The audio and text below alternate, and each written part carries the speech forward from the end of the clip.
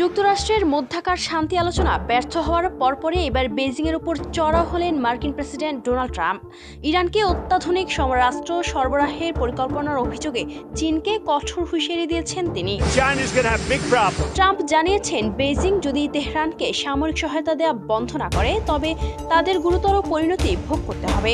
শনিবার ফ্লোরিডার উদ্দেশ্যে হোয়াইট হাউস ত্যাগ করার সময় সাংবাদিকদের সঙ্গে আলাপকালে ট্রাম্প এই মন্তব্য করেন।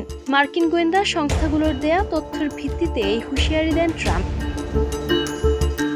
এর আগে মার্কিন সংবাদ মাধ্যম CNN-এর প্রতিবেদন অনুযায়ী যুক্তরাষ্ট্র ও ইসরায়েলের হামলায় ক্ষতিগ্রস্ত ইরান বর্তমানে 2 সপ্তাহের যুদ্ধবিরতির সুযোগ নিয়ে তাদের সামরিক ভান্ডার পুনর্গঠন করছে। গোয়েন্দারা দাবি করেছেন, চীন তৃতীয় কোনো দেশের মাধ্যমে ইরানের কাছে আকাশ প্রতিরক্ষা ব্যবস্থা সহ বড় একটি অস্ত্রের চালান পাঠানোর প্রস্তুতি নিচ্ছে।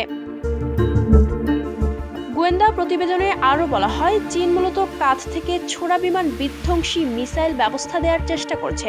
উল্লেখ্য, এই প্রযুক্তির সাহায্যে ইরান যুদ্ধের শুরুতে আমেরিকার একটি F-15 যুদ্ধ বিমান ভূপাতিত করেছিল, যা উদ্ধার করতে গিয়ে পেন্টাগনকে ব্যাপক ক্ষয়ক্ষতির শিকার হতে হয়।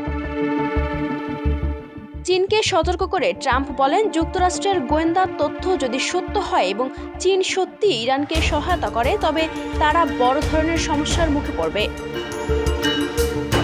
ট্রাম্পের এই কড়া হুঁশিয়ারি এমন এক সময় এলো যখন আগামী মাসের শুরুতেই চীনের প্রেসিডেন্ট শি জিনপিংয়ের সঙ্গে দ্বিপাক্ষিক বৈঠকের জন্য ট্রাম্পের চীন সফরে একটি পরিকল্পনা রয়েছে। Ayesha Akter Swarna, campus Times.